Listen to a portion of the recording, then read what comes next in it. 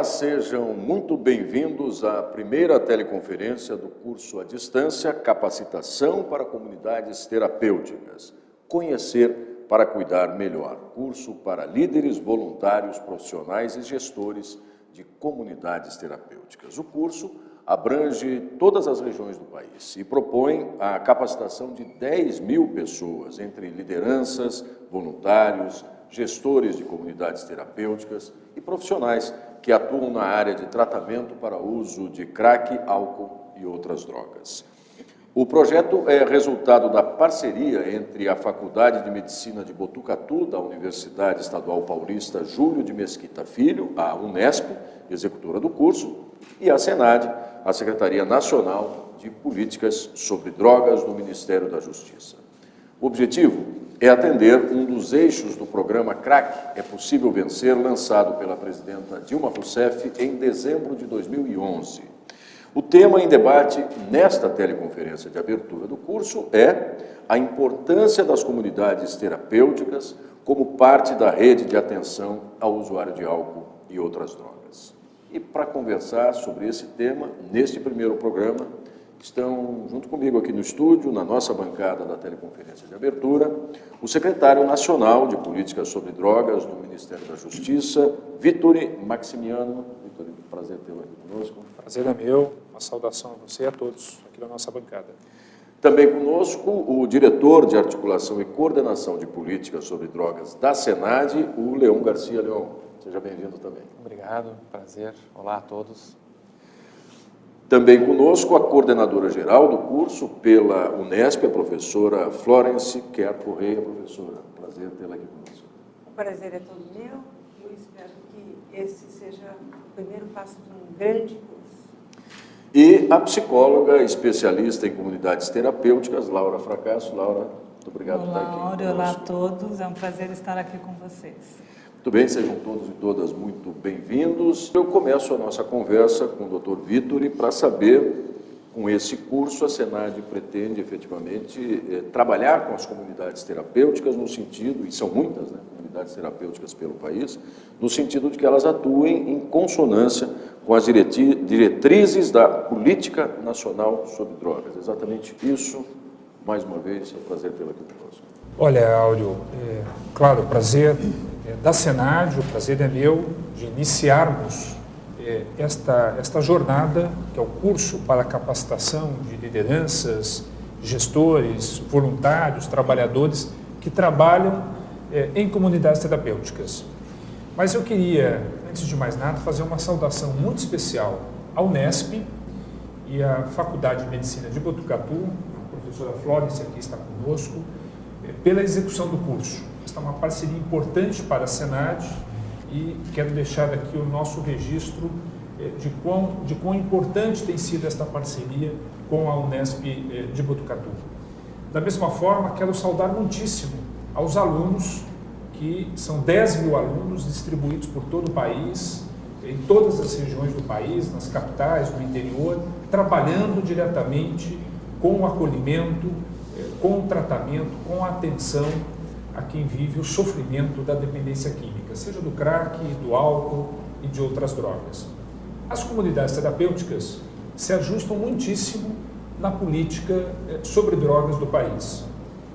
Tanto assim que elas estão dentro do programa CRAC É Possível Vencer. Isso é um programa importante, lançado pela presidenta Dilma Rousseff em dezembro de 2011, com uma estimativa de gasto de 4 bilhões, e este programa trabalha em 3 eixos, com as ações de prevenção, com o eixo cuidado e com o eixo autoridade.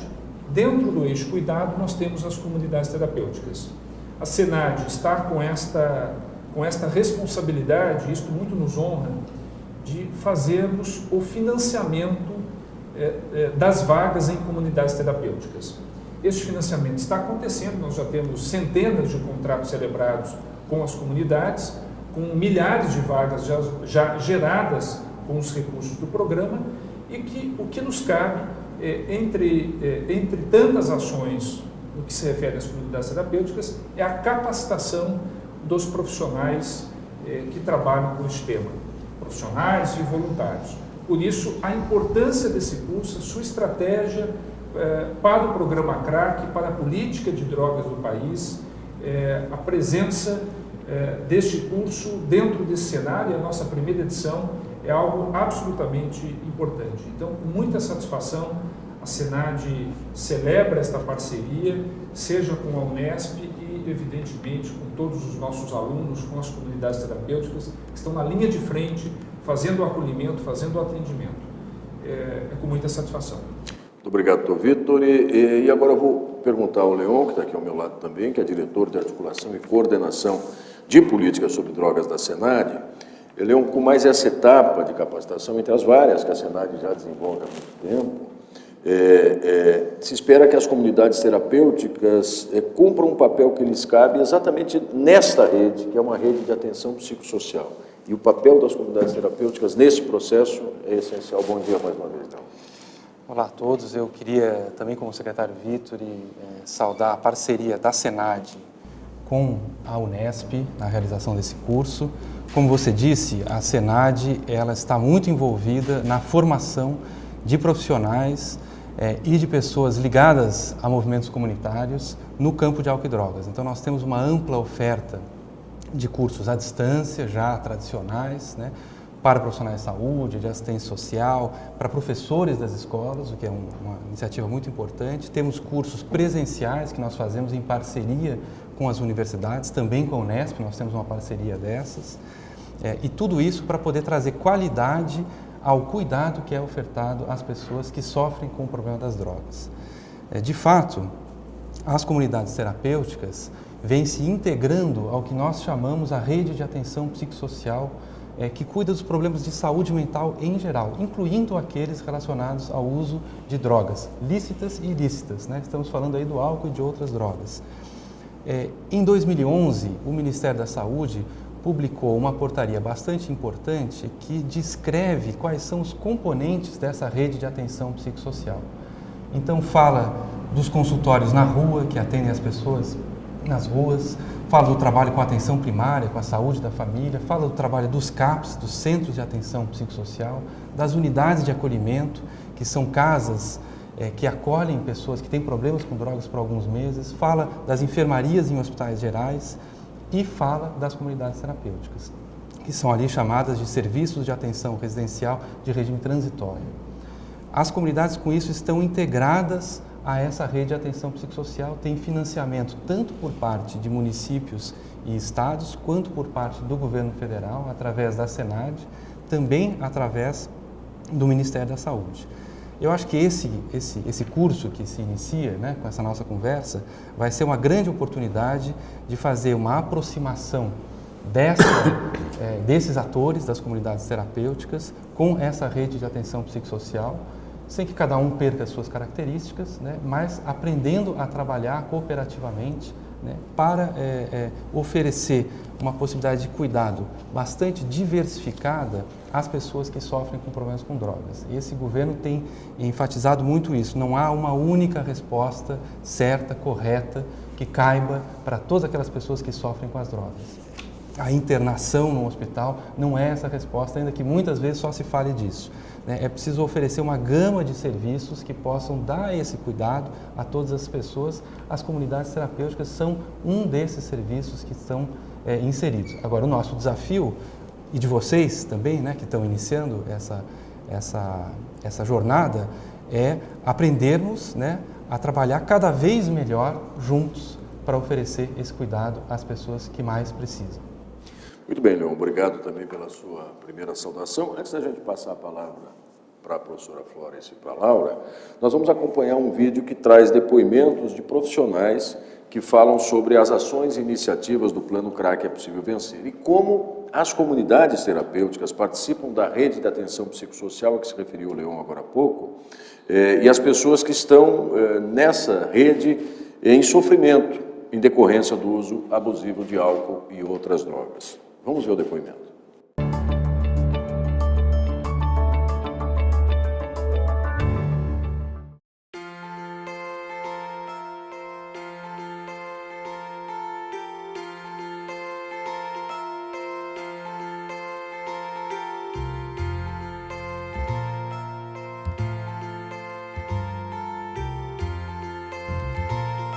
Nossa aproximação respeitosa e também pactuada com os próprios usuários, né, permite que a gente vá entrando em contato com esse universo, percepção de que pode confiar na gente e de que pode contar com a gente quando tiver a decisão de se cuidar, né? E isso só acontece nós estando efetivamente na cena cotidianamente. E a equipe esclarece para o que nós estamos ali, quais a nossa finalidade e nossos objetivos. Dentro do Plano CRAC é Possível Vencer, nós temos aí a parceria da Coordenação de Saúde Mental, da Coordenação de Atenção Básica, da Educação, da Inclusão Social, da Cultura, do Centro Público de Trabalho e Renda, da própria Segurança. O policiamento comunitário é um policiamento de proximidade, né? O policial, ele busca essa aproximação com a comunidade com o objetivo de, conjuntamente, identificar os problemas de segurança e encontrar formas de resolvê-los.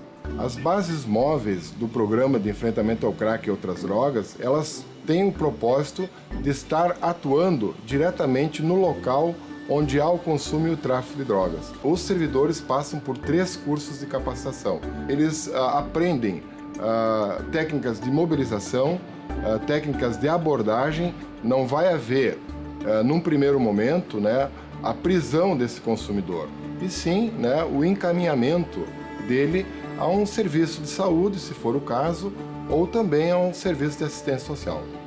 Graças a Deus, há 2 meses sem usar o crack. Separei da minha mulher, perdi emprego. Você perde tudo, até a sua dignidade você perde. Morei na Cracolândia. Aí eu me vi naquela situação, falei, não, vou mudar de vida. O usuário, ele vem encaminhado do CREAS, da prefeitura, ou da abordagem de rua. A Oficina Boracéia oferece uma estrutura de moradia, onde a pessoa pode sentir que aqui é sua casa por um determinado tempo. É importante morar aqui, porque você fica fora das ruas e aqui tem atividade, você tem aquele acolhimento legal. Depois das entrevistas, eles são encaminhados de acordo com as suas necessidades. Encaminhado para a saúde, encaminhado ao CAPS, no caso de drogas, né, para atendimento. Aqui dentro tem muitas vitórias e tem muitas histórias de sucesso. Já estou fazendo um curso que eu adoro, que é manutenção e montagem de computador. Voltei a fazer meu curso. Vou começar a trabalhar daqui 1 semana.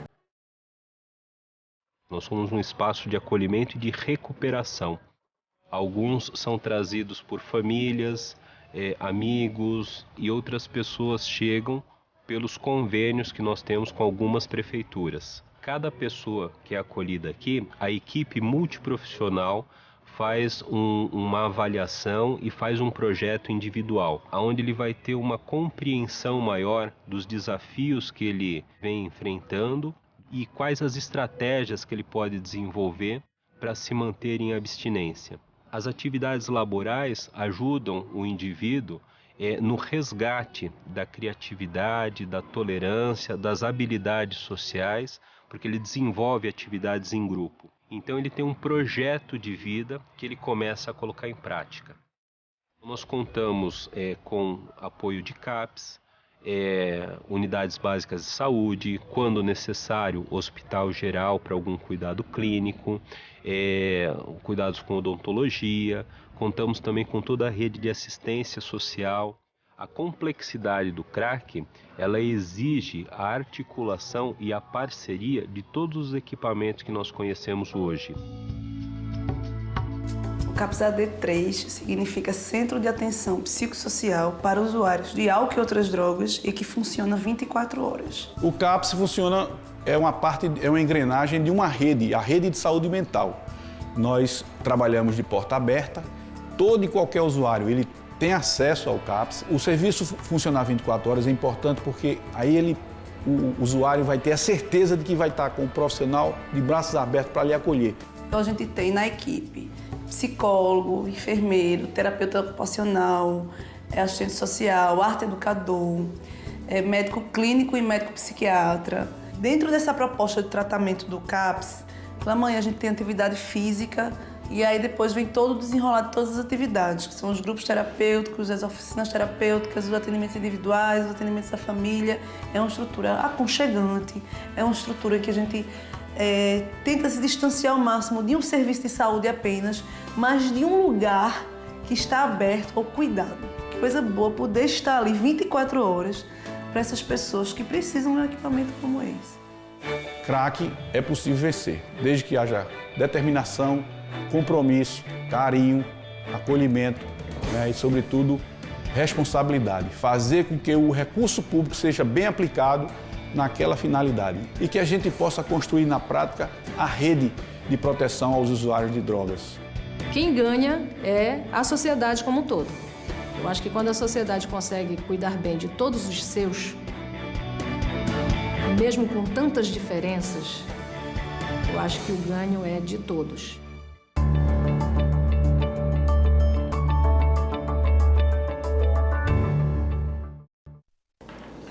Bem, estamos de volta depois de assistir a esses depoimentos para conversar com os nossos convidados nesta primeira teleconferência. Doutor Vitori, a gente viu, claro, vários depoimentos de técnicos, de profissionais que trabalham ou nessas comunidades terapêuticas ou nos CAPs, nesses centros de atendimento, enfim.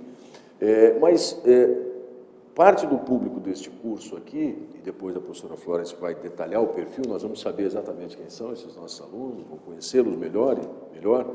Esses técnicos são objeto também, são sujeitos desse curso, mas há aqueles voluntários, que são as pessoas que atuam nessas comunidades terapêuticas, a exemplo da comunidade terapêutica do Padre Haroldo, que a gente viu há pouco, em que o César deu um depoimento como técnico que é, mas aos voluntários, que não necessariamente são pessoas com a mesma formação desses técnicos e que estão entre esses 10 mil alunos, portanto, são um universo, um público fundamental para ampliar conhecimento e se integrar cada vez mais nas ações que essas comunidades envolvem. Isso. Olha, Áureo, nós temos visto pelo país uma participação cada vez maior da sociedade civil na política sobre drogas. Isso também envolve a presença do poder público nos municípios, nos estados, sempre uma presença cada vez maior e preocupados todos com este tema. Por isso que a Senad, dentro das suas ações, ela tem realizado a capacitação de diversos profissionais. Mais uma vez aqui, então, no curso voltado às lideranças das comunidades terapêuticas. E a presença da qualificação desses técnicos, ela é fundamental. O trabalho voluntário é muito bem-vindo, evidente, mas esse trabalho voluntário, ou mesmo o trabalho técnico de agentes psicossociais ou de profissionais como um todo que trabalham nas comunidades terapêuticas, são trabalhos que devem ser qualificados para uma abordagem inclusiva, não estigmatizante, que reconheça na pessoa que está vivendo o sofrimento da dependência química, pessoas que precisam de cuidado, pessoas que precisam de ajuda, pessoas que precisam, como eu disse, dessa inclusão. E as comunidades terapêuticas, reconhecidamente, têm feito um bom trabalho. Com a capacitação, nós queremos melhorar este trabalho e queremos que as comunidades tenham o cuidado nesta abordagem. Temos insistido muito nisso, temos dialogado o tempo todo com as lideranças das comunidades terapêuticas, temos visitado pela Senad as comunidades terapêuticas para que o trabalho se realize de portas abertas. Nós temos insistido que as comunidades não realizam internações, mas elas realizam acolhimento, um acolhimento digno, com um espaço físico digno, com a observância às regras da RDC 29, que todos já conhecem, que é uma norma, um conjunto de normas da Anvisa para permitir o adequado funcionamento das comunidades terapêuticas por todo o país, um processo terapêutico consistente, que não envolva processos medicamentosos. Não há espaço para aventuras nessa área, evidentemente, há muita responsabilidade, como disse o César há pouco na sua fala, muita responsabilidade na condução deste processo. Enfim, a enorme preocupação da Senad para que esse sistema suplementar, integrado em rede, dentro de uma política de drogas que envolve um conjunto de serviços, como bem apontou o Leon, um conjunto de serviços para oferecer cuidado, tratamento, atenção e reinserção social é que o país precisa. E ressalto, as comunidades terapêuticas também têm feito um importante trabalho de reinserção social como a última etapa desse processo de tratamento, de recuperação dentro de uma comunidade terapêutica. Com esses pressupostos de que as comunidades respeitam, e tem sido assim, não há dúvida, respeitam os direitos das pessoas que estão acolhidas. É um acolhimento voluntário, é um acolhimento que se dá com absoluto respeito a todos os direitos. Eu quero aqui insistir, estou insistindo nisso porque isso é fundamental. Nós temos muito a ganhar nesta oferta de serviços em complemento a todos os demais serviços do programa CRAC, das políticas estaduais e das políticas municipais. Vamos em frente, o país precisa desse conjunto de serviços para ofertar este cuidado a quem mais precisa, a quem está vivendo o sofrimento da dependência do álcool, do crack e de outras drogas. Muito bem. Professora Florence Quero Correia, coordenadora geral desse curso pela Unesp. Vamos conhecer um pouquinho os nossos alunos, vamos fazer deste um primeiro dia de aula em que todo mundo se apresenta. Os nossos alunos estão nos acompanhando aqui, evidentemente queremos saber um pouco melhor do público, do perfil dos estudantes que estão inscritos e participando desta atividade da Senad em parceria com a Unesp. Eu vou falar um pouquinho sobre as características dos alunos, mas eu também gostaria de falar sobre as características do curso. Claro, claro. Que tem muito a ver. Então, temos um pouquinho mais de mulheres do que homens. 59% de mulheres, 41% de homens, né? Os nossos alunos são basicamente jovens, eu considero gente até 50 anos um bruto, tá certo? Então, entre 20 e 50 anos são 85% das pessoas. Mas temos também pessoas, cerca de 18 alunos com menos de 20 anos e aí uma turminha um pouquinho maior com 60 anos ou mais. A escolaridade é bastante variável, 6,5% dos alunos têm ensino fundamental incompleto ou médio incompleto. E 63% dos alunos têm estudo superior ou mais, tá certo? Cerca de 30% dos alunos, um terço deles, fazem parte de algum conselho, COMAD, CONAD, CONEM ou algum outro conselho ligado a álcool e drogas. E o que muito nos surpreendeu também é que além dos praticamente 70% de alunos que são de comunidade terapêutica ou de centros de reabilitação, nós temos aí 10% de alunos de CAPs e CIAPs e 12% de alunos de unidades básicas de saúde e de estratégia de saúde familiar. Aí, qual não foi a nossa surpresa com o número de pessoas de comunidades terapêuticas que tem mais para o sul do país? Os estados que mais se inscreveram foram os do Nordeste. 46% dos indivíduos inscritos são alunos do Nordeste, seguidos pelo Sudeste, 23%, do Sul, 12%, Centro-Oeste, 10% e Norte, 9%. Eu queria dizer que o curso vai ser dado basicamente por ensino à distância, usando a internet, e usando a plataforma Moodle, que é uma plataforma bastante intuitiva. Não vamos usar todos os recursos da plataforma Moodle. A pessoa, aprendendo a usar o fórum, ela vai conseguir fazer muitas coisas, mas são 20 aulas, divididas em 120 horas e em 4 meses. Nós vamos ter um pequeno intervalo no período do recesso entre o dia 20 de dezembro e o dia 15 de janeiro, por causa do Ano Novo e Natal, e porque a gente sabe que nas comunidades terapêuticas esses são períodos agitados, em que muitos querem sair, ver família e tal. Não é uma boa ideia ter aulas nesses períodos, né?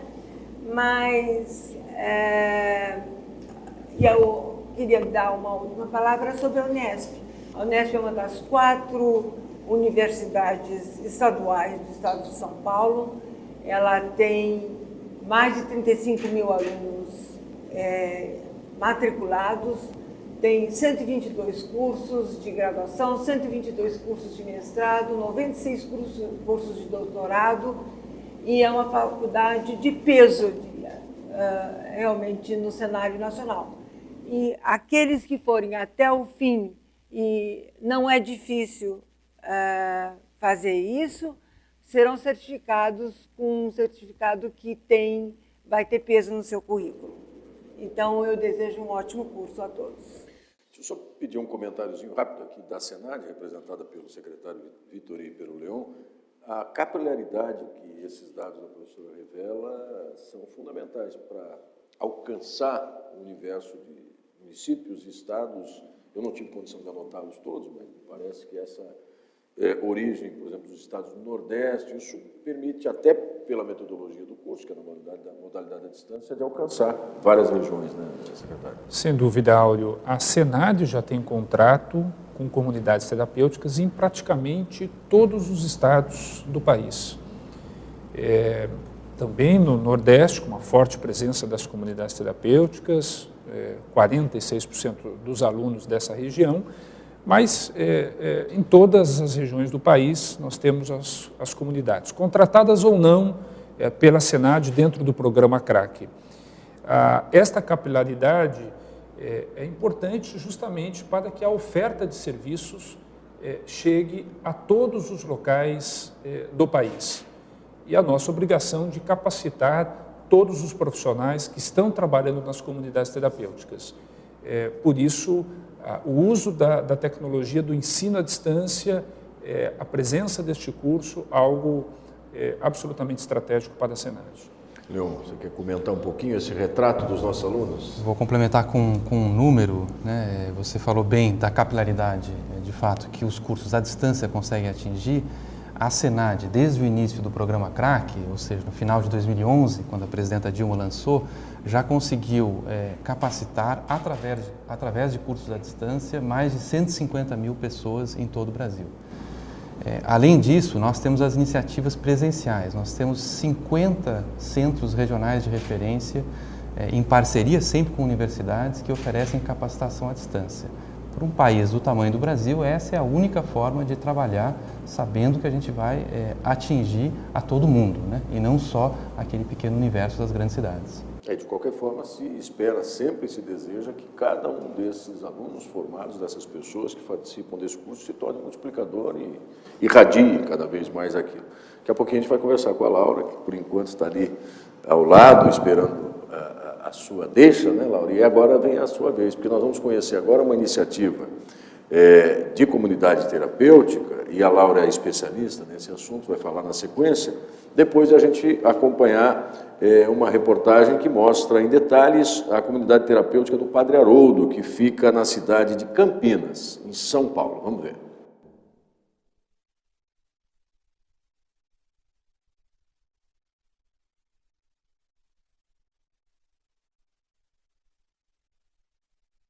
Nós recebemos mensalmente uma média de 130 pessoas que são acolhidas, que tem esse desafio de vencer o sofrimento decorrente do uso abusivo ou da dependência de substâncias psicoativas.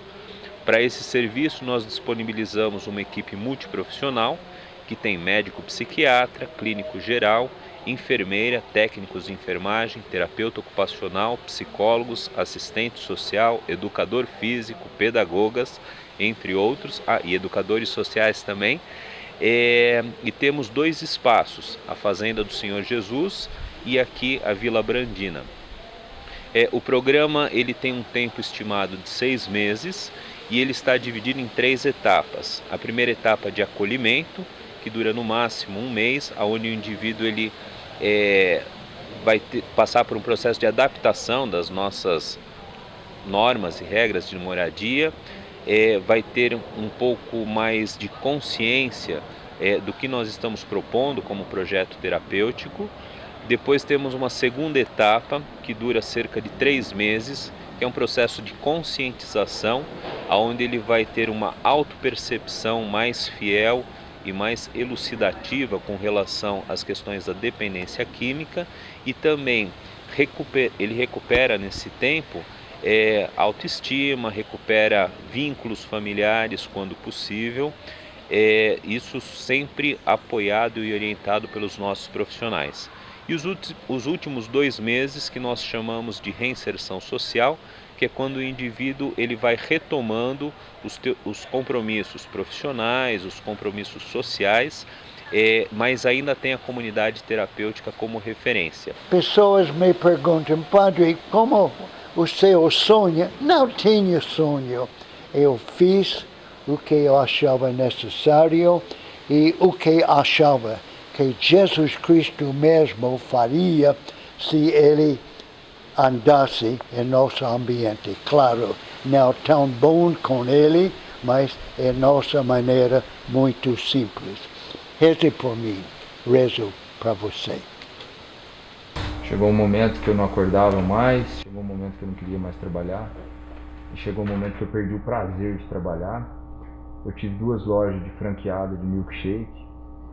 No começo foi bem, depois eu fazia toda a retirada para droga, não pagava funcionário, não pagava meus clientes. Enfim, é um declínio total, é uma ilusão, não adianta. Entrou nessa, vai perder. Muito bem, professora Laura, depois que a gente acompanhou basicamente esses depoimentos a respeito do funcionamento da comunidade terapêutica do Padre Haroldo, será que a gente pode tratá-la como, de fato, um modelo, quer dizer, a estrutura, o corpo de profissionais que atuam ali, aquela metodologia, as etapas, enfim, é um modelo que pode ser seguido pelas demais comunidades terapêuticas no Brasil afora? Áudio, antes de responder essa sua questão, eu gostaria de, agora com uma maneira mais carinhosa, saudar todos os participantes, dizer que eu compartilho com vocês a imensa alegria deste curso, até porque muitos de vocês não têm acesso a vir aos cursos presenciais nas respectivas federações e agora vão poder se capacitar, se formar, fazer melhor aquilo que vocês já vêm fazendo todos esses anos com tanto carinho, com tanta dedicação. Muito importante, a doutora Florence colocou a questão de finalizar o curso. Eu sei que às vezes eu também sou uma trabalhadora de comunidade, sei o ritmo que nós temos, não deixem de finalizá-lo. Quando a gente diz a importância de um certificado desse no nosso currículo, mas não só como mais um papel, mas principalmente por tudo aquilo que nós vamos poder agregar no atendimento às famílias, no atendimento aos usuários, que esse é o nosso grande objetivo, o nosso grande desafio. Então fica aqui assim o meu desejo imenso que cada um de vocês que está iniciando, que realmente finalize para que a gente possa atingir esse objetivo. Áureo, voltando então na sua questão, eu gostaria de dizer que eu me sinto muito confortável de responder essa pergunta porque eu estive na instituição do Padre Haroldo como técnica, como profissional durante 17 anos. Então, me é muito familiar, né, o que ele coloca.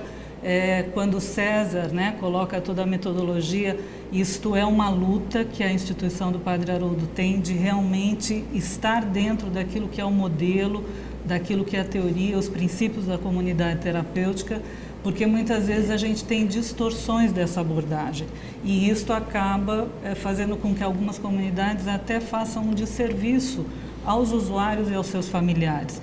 Então é importantíssimo que a gente tenha algumas comunidades, e esta é uma delas como modelo, para não que nós nos fechemos, né? Cada um cuidando só do seu espaço, e o Padre Haroldo faz isso muito bem, de abrir aos outros para que conheçam, para que compartilhem, porque esse é o grande desejo, que essa abordagem seja de fato uma abordagem que dê esse cuidado e esse acolhimento da maneira que a abordagem preconiza, e não muitas vezes fazendo esse desserviço como a gente infelizmente vê em alguns lugares. Ok, Laura. Muito bem, nós vamos passar agora a um conjunto de questões mais pontuais, eu diria até algumas delas objetivas, que seguramente são questões que vocês que nos acompanham, alunos desse curso, pretenderiam formular aos nossos convidados, tanto do ponto de vista institucional, quanto do conteúdo mesmo das questões relativas à atuação dessas comunidades terapêuticas. A primeira questão, doutor Vitor, eu coloco a Senad, porque existe uma comissão especial de avaliação da Secretaria, que habilita as comunidades terapêuticas para que estejam aptas a funcionar a partir dos recursos mesmos que são dispensados a elas. Como é que se dá esse processo? Como é que funciona esse trabalho que a Senad faz relativamente à facilitação do funcionamento dessas comunidades? Olha, a Senad ela teve um primeiro edital publicado em 2012 e ele prorrogou-se, ele teve seu prazo de validade até o início de 2013. A partir daí, nós habilitamos e pré-qualificamos mais de 250 comunidades que hoje estão financiadas com os recursos do programa CRAC. Um segundo edital foi lançado. Este segundo edital tem a sua validade até o próximo dia 9 de dezembro. Então, é importante que as comunidades que ainda não formularam as suas propostas e que atendam aos requisitos da contratação possam ainda fazê-lo neste tempo curto que falta para o encerramento deste período. Mas, de toda forma, esses editais referem-se ao financiamento das vagas pelo programa CRAC. A Senad está tão preocupada com este processo e reconhecendo a importância da sua evolução que nós vamos intensificar esse diálogo com as comunidades terapêuticas para, de fato, ao longo de 2014, num amplo processo de discussão, nós conseguirmos editar um marco regulatório para as comunidades terapêuticas, sejam em busca, evidentemente, do financiamento, mas também para o próprio funcionamento destas entidades. Esse diálogo está no seu início, nós já fizemos reuniões com a Confederação Nacional das Comunidades Terapêuticas, com as federações das comunidades terapêuticas, que são os órgãos representativos dessas entidades, mas juntamente com a sociedade civil brasileira, com os conselhos estaduais, com o Conselho Nacional de Política sobre Drogas, nós vamos sim editar este marco regulatório como uma etapa desse processo consistente de valorização e de qualificação das comunidades terapêuticas, visando a melhor forma de prestar esses serviços aos usuários e dependentes de drogas, que é a razão pela qual estamos todos empenhados na afirmação de uma política séria, consistente e inclusiva sobre a temática drogas. Mas existe hoje um conjunto de normas básicas, mínimas, para o funcionamento de uma comunidade terapêutica? Como é que se acompanha a aplicação dessas normas ou dessas orientações, digamos assim? Nós temos uma norma da Vigilância Sanitária, que é a RDC 29. Você fez referência há pouco. Já também, fiz referência há pouco. Este marco regulatório se soma à RDC 29. O próprio edital, no que toca à contratação com recurso público, tem um conjunto de regras, né? O acolhimento só voluntário, a proposta de processos terapêuticos consistentes, voltados a permitir a reorganização da vida para quem já vivia até há pouco uma desorganização grave na sua vida em razão da dependência. E, além disso, como nós dissemos, este marco regulatório será um importante instrumento para que possamos ter dentro desta rede de cuidados de atenção comunidades terapêuticas capazes de acolher com dignidade. Como a Laura disse, aquelas comunidades que não conseguem atender bem dentro das regras estabelecidas, nós estimamos que essas comunidades não terão condições de permanecer em funcionamento. As fiscalizações têm acontecido, seja por meio dos órgãos de controle social, a Senad também tem feito as suas fiscalizações e as próprias federações e a confederação também realizado as suas fiscalizações. Isto tudo para que a gente possa garantir a melhor forma de prestar esse serviço. Mas, de qualquer modo, a gente podia fazer uma avaliação a respeito hoje da rede de comunidades. Ela é suficiente? Ela está muito aquém? Ela dá conta das demandas das regiões, Leon? Olha, quando a gente pensa aí na rede de cuidados das pessoas que têm problemas com drogas, nós precisamos pensar na rede como um todo. Então, as comunidades, junto com os CAPs, junto com as enfermarias especializadas em hospital geral, quer dizer, nós precisamos pensar nesse conjunto, né, de equipamentos, de serviços de saúde que precisam aumentar em número. Então, não há dúvida que nós precisamos expandir a abrangência e a cobertura, como a gente chama, desses serviços. E esse tem sido o grande esforço colocado pelo programa CRAC. Esses 4 bilhões de reais que o secretário Vitor mencionou, grande parte deles, mais da metade, está voltada para a expansão da rede de cuidados. Então, é dinheiro novo que entrou para mais CAPs, mais leitos em hospitais, mais unidades de acolhimento e a possibilidade de financiar vagas de acolhimento nas comunidades terapêuticas. Nós temos hoje um número já bastante significativo de vagas financiadas e ainda há margem para aumentar o número de vagas daquelas que tenham condições de se transformar em política pública, né? Que esse é o desafio que o Vitor mencionava agora há pouco. E no dia a dia de uma comunidade terapêutica, Laura, quais são os grandes desafios? Onde é que estão os gargalos a serem escancarados para vazar ou dar vazão a essa? Então, um deles, né, é o desafio da formação dos profissionais, dessa capacitação, de agregar o conhecimento que eles necessitam, porque muitas vezes eles estão ali fazendo as suas atividades, desenvolvendo o seu trabalho, mas faltando todo esse respaldo do conhecimento técnico. Então, além dos cursos que a gente tem presenciais, os cursos presenciais, agora a gente tem esse que vai nos ajudar muito, né? Outra questão que a gente coloca como um desafio para as comunidades é quando a comunidade ela acolhe, né, alguém que não é elegível para a sua abordagem. Então, o que a gente tem? A gente tem questões muito graves na questão de transtornos psiquiátricos que a comunidade não vai dar conta, ela não tem como cuidar daquele indivíduo. E algumas comunidades, às vezes até querendo fazer o melhor, acabam acolhendo essa pessoa e no momento em que ela precisa de um cuidado especializado, a comunidade não consegue dar esse cuidado especializado. Então, eu diria assim, que a gente precisa olhar isso com muito cuidado para que a gente não prejudique a pessoa que está ali, tanto na questão psiquiátrica como na questão clínica também. Então, existem critérios de ineligibilidade nas comunidades que a RDC 29, de alguma maneira, nos ajuda a olhar isso, né? E que aí cada comunidade, por exemplo, a gente viu o exemplo da comunidade terapêutica do Padre Haroldo.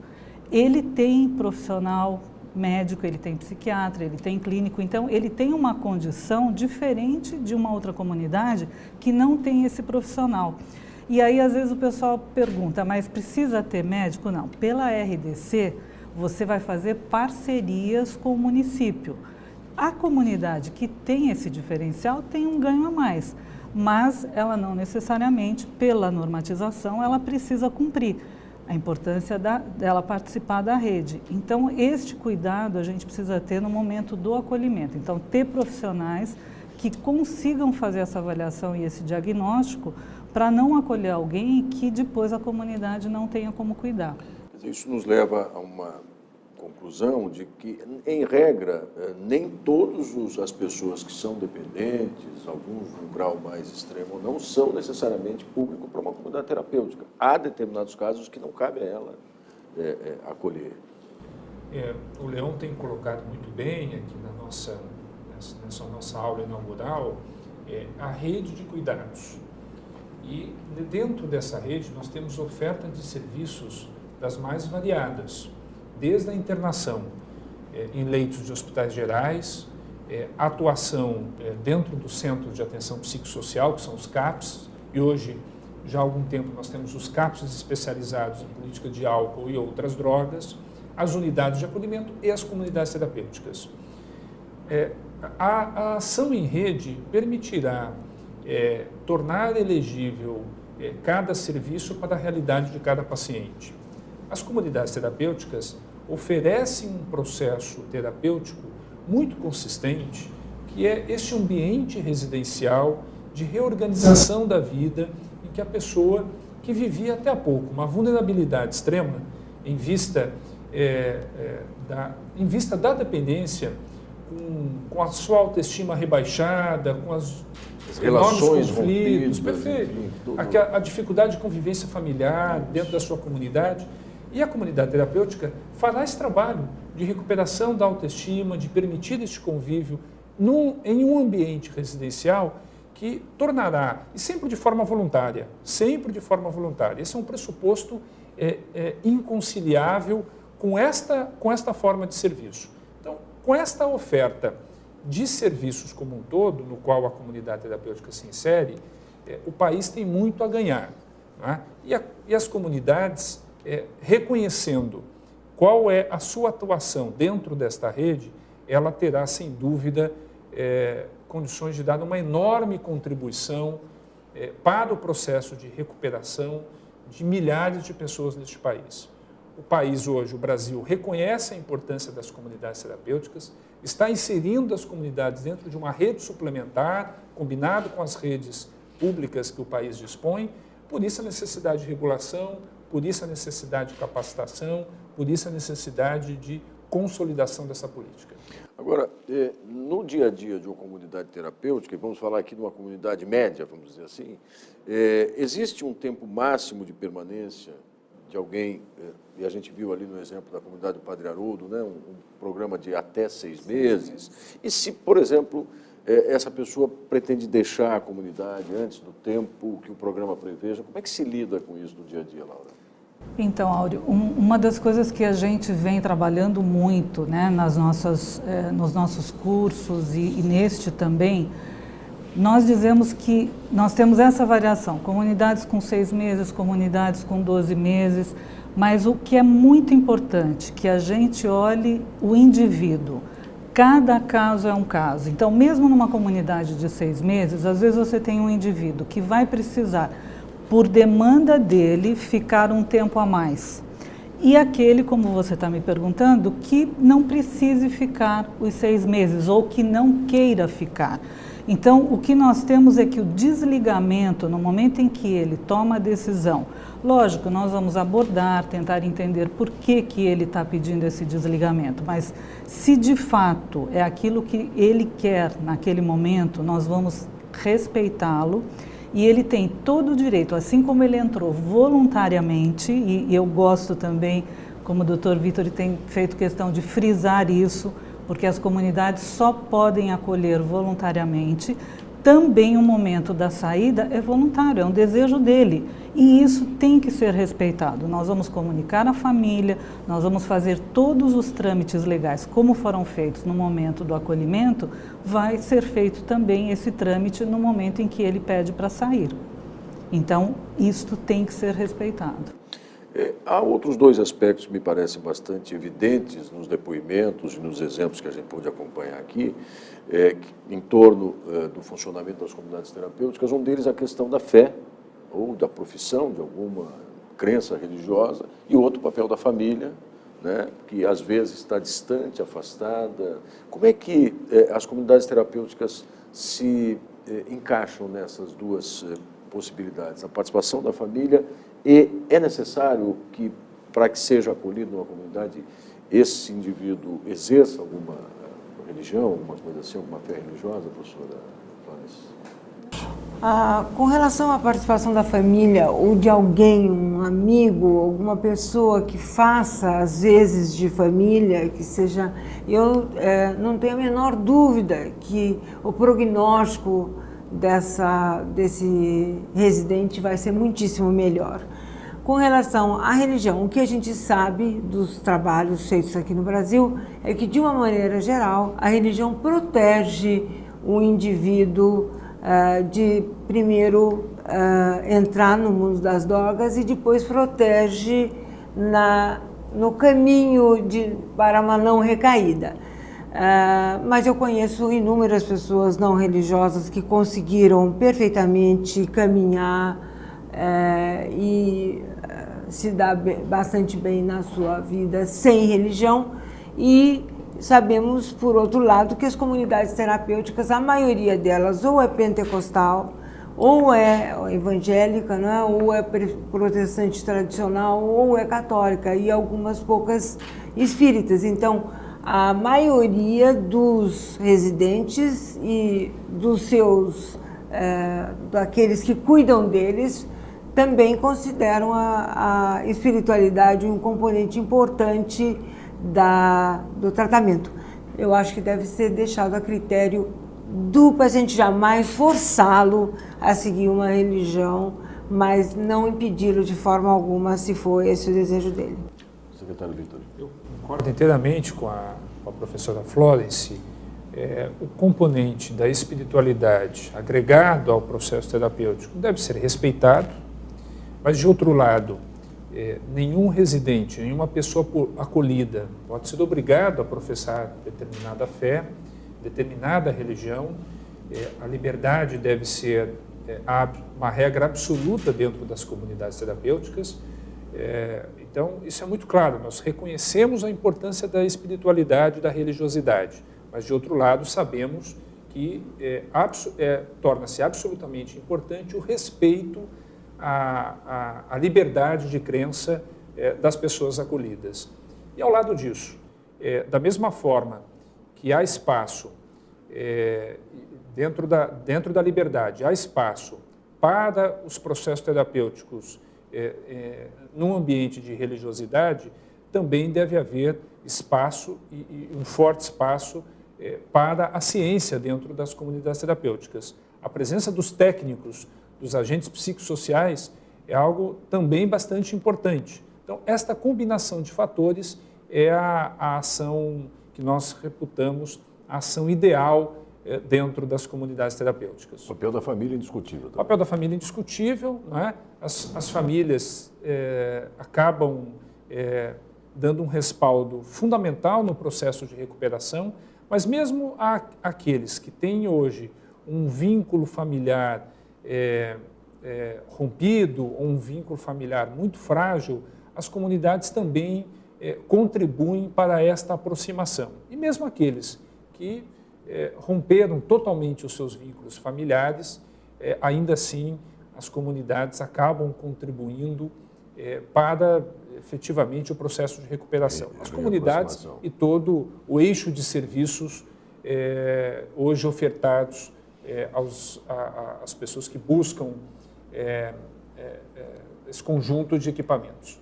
Eu não sei se a Laura e o Leon querem fazer comentário também sobre essas duas perspectivas no dia a dia das comunidades. Eu queria só acrescentar que a questão da religiosidade nas comunidades, eu acho que segue um preceito importante que nós temos no Brasil hoje, que é a separação do que é a vida privada e o que é a política pública.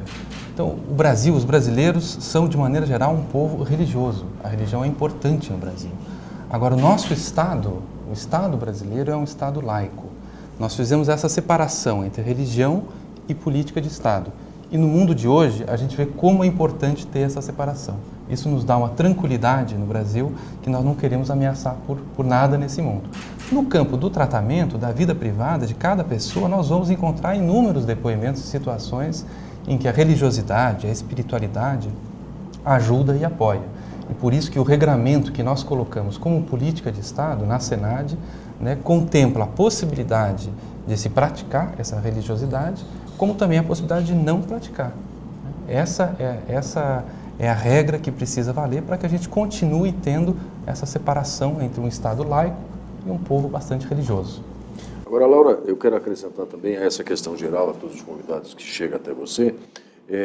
Nessa sua experiência, você falou em 17 anos atuando numa comunidade terapêutica, como é que se dava essa relação com a família? Também é muito especial em cada caso, né?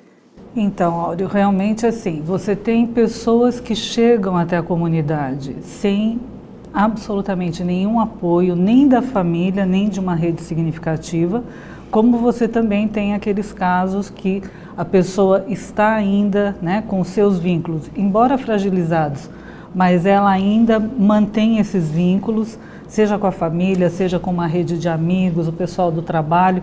Então, o quanto é importante, e aí o desafio do profissional do serviço social na comunidade terapêutica, de ajudar no resgate.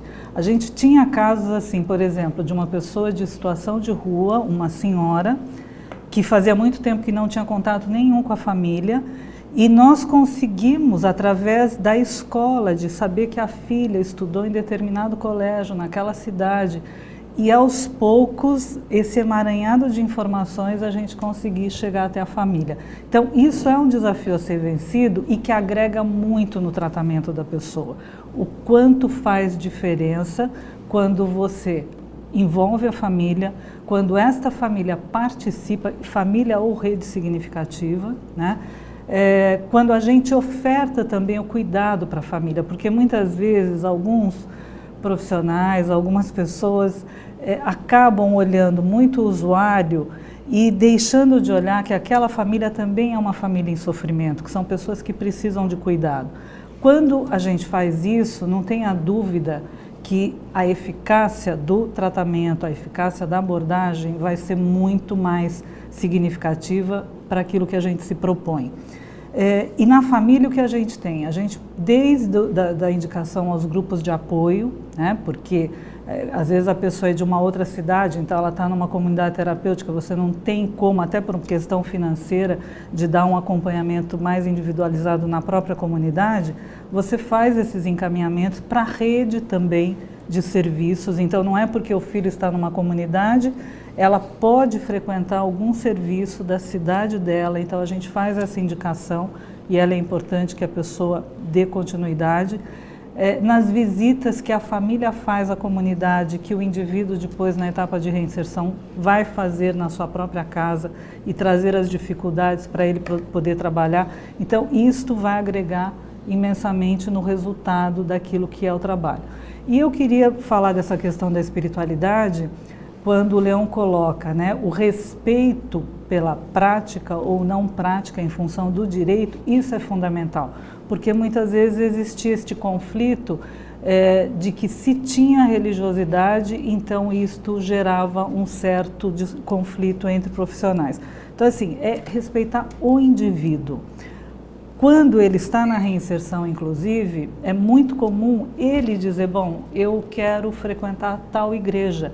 E ele vai na comunidade local frequentar, seja um culto, seja a igreja, seja o centro espírita, aí é da escolha dele. Ou não frequentar nada também, né? Então, acho que isso é importante a gente deixar claro, que as comunidades já começam a ter este olhar mais aberto de permitir que o indivíduo faça as suas escolhas e não mais, às vezes, como a gente tinha muitos anos atrás, ou praticava ou então não podia ficar na comunidade. Então isso a gente já conseguiu melhorar e muito.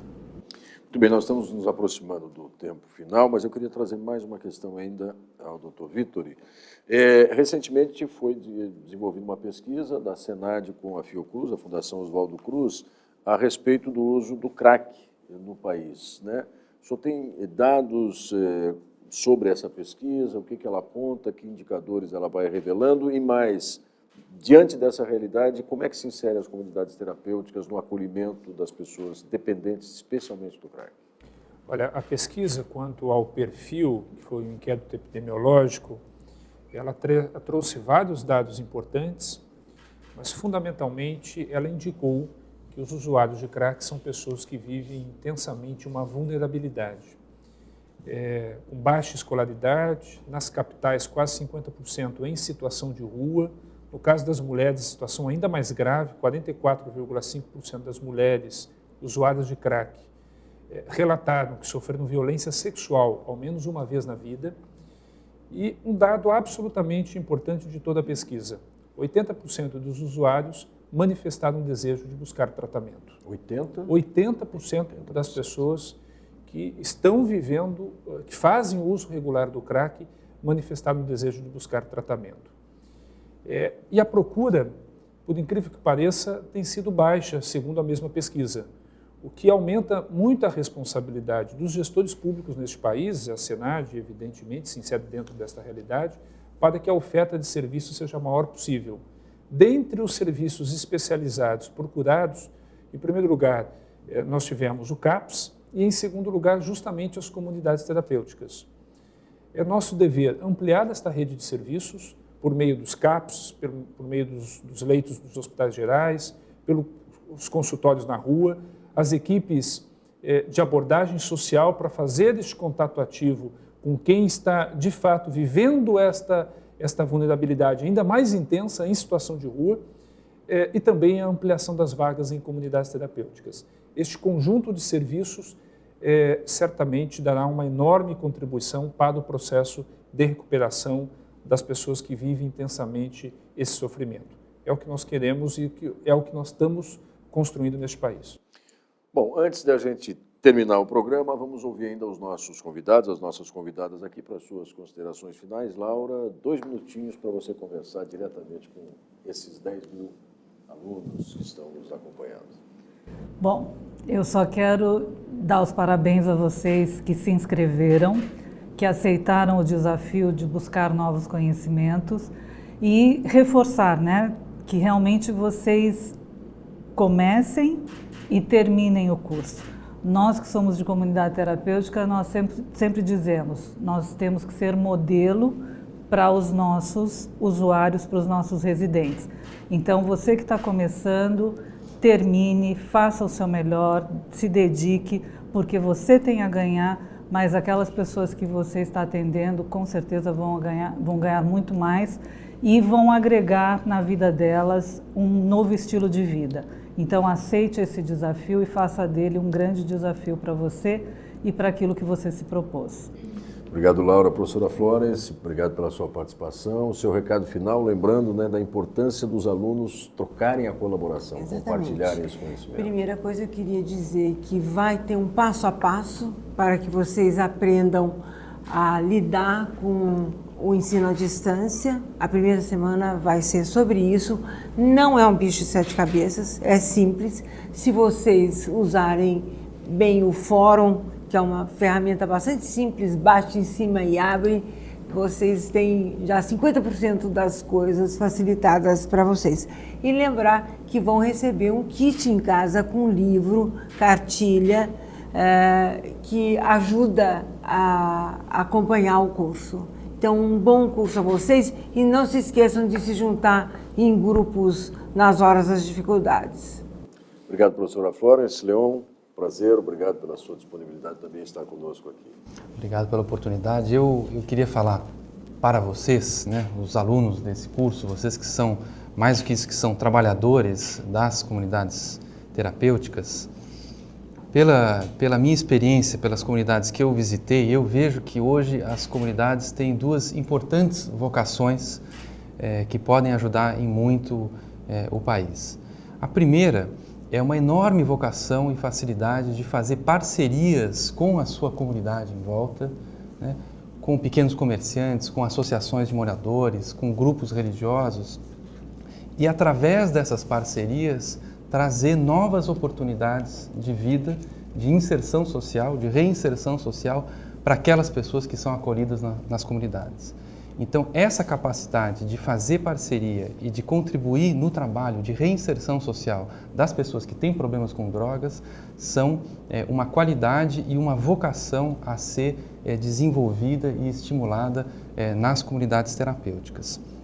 A outra vocação que eu vejo, e que é fundamental também para a pessoa que passou pelo problema da droga, é de construir aquilo que está no próprio nome, né, da comunidade terapêutica, que é a vida em comunidade, né? Então, aprender, reaprender, né, para algumas pessoas às vezes é a primeira oportunidade, é duro dizer isso, mas às vezes é a primeira oportunidade de conviver num ambiente em que existem regras de respeito, de convívio, né, em que as pessoas aprendem a reconhecer as suas necessidades, suas qualidades, seus defeitos, aprendem a conviver com o outro e vão com isso podendo ganhar autonomia para construírem, né, a sua cidadania de direitos e deveres. Então, essa é uma possibilidade que a vida na comunidade terapêutica traz, né? De alguém que construa a sua autonomia sem estar no lado da transgressão, daquele que não respeita nenhuma regra, e também sem estar subjugado, subordinado, como houve algumas experiências muito infelizes no campo da saúde mental, que são sempre uma sombra que a gente precisa afastar. As comunidades não têm vinculação com isso, elas têm outra origem e elas podem honrar essa origem e contribuir muito, trazendo essa experiência para junto da rede de atenção psicossocial, se alimentando das experiências de outros atores nessa trajetória de construção da política de saúde mental e, com isso, a gente construir, né, essa gama de alternativas de rede cooperativa de trabalho, saúde, assistência social, comunidades terapêuticas, educação, para lidar com um problema social complexo, como o secretário Vitor falou, a pesquisa mostrou isso, um problema social complexo, que é o problema da droga e particularmente do crack. Então, bom trabalho a todos. Obrigado, Leon. Secretário Vitor, e mais uma vez parabéns pela iniciativa, obrigado pela disponibilidade aqui e também o seu recado a cada um dos alunos e alunas que nos assistem. Olha, nós temos sustentado que o programa CRAC e as várias iniciativas por este país, por iniciativa dos estados, dos municípios e da própria comunidade, têm provocado um fenômeno que é digno de registro. O país está estruturando, em definitivo, uma política consistente para as ações vinculadas à temática drogas, seja para a área da prevenção, seja para a área fundamentalmente do eixo cuidado, né, uma rede de serviços de oferta das mais variadas ações em vista das diversas situações peculiares de cada dependente, de cada usuário, e combinado isso também com as ações de autoridade na área de segurança, há uma estratégia importante também neste eixo. Isto tudo mostra a importância que hoje tem as comunidades terapêuticas dentro dessas ações de cuidado e a participação aqui neste curso dos profissionais, dos voluntários, das lideranças das comunidades terapêuticas, em buscar a sua qualificação, em oferecer um serviço digno de acolhimento às pessoas que, de fato, necessitam desta atenção, necessitam deste cuidado, necessitam das políticas de reinserção social. São ações importantes. A presença de vocês atuando na linha de frente, oferecendo solidariedade, valorização da autoestima de quem vive intensamente um sofrimento em conflitos familiares, em conflitos com as suas comunidades. E essas pessoas, num novo processo, uma nova expectativa de vida, né, em busca desta valorização pessoal de cada um, numa ação combinada em rede, com os vários serviços oferecidos pelo Estado, com regulação. E nós faremos também uma pesquisa para acompanhar de perto o trabalho que tem feito as comunidades terapêuticas. Esse conjunto de fatores mostra que este curso é uma etapa de um processo sólido, seja de valorização desta parceria entre o Estado e as comunidades terapêuticas, mas muito mais do que isto, uma valorização da política sobre drogas, para que a gente consiga ações consistentes e que valorizam de fato e que deem o cuidado de fato às pessoas que mais necessitam, que são as pessoas que estão vivendo a dependência química. A todos um excelente curso, a Senad está à disposição para dialogar com todos vocês, podem nos procurar e mais uma vez enalteço a parceria com a Unesp, agradeço aqui a professora Florence por esta parceria, a Faculdade de Medicina e a todos um excelente curso. Muito bem, obrigado a todos vocês também, as meninas, os meninos, por estarem conosco. Obrigado a vocês que nos acompanharam ao longo de mais dessa hora de programa, pela sua participação, aos profissionais e à equipe técnica envolvidas com a produção desse programa. Lembrando que este programa vai estar disponível na íntegra no ambiente virtual de ensino-aprendizagem, no site www.capacitact.senad.gov.br. E, em caso de dúvidas, sugestões ou algum comentário, você pode entrar em contato com os tutores deste curso, na modalidade à distância, pelo call center ou pelo endereço eletrônico, no correio eletrônico, capacitact@fmb.unesp.br. Desejamos a todos vocês um ótimo curso e se articulem com seus colegas, compartilhem conhecimento e seguramente vocês terão sucesso. Obrigado mais uma vez a todos vocês. Um forte abraço.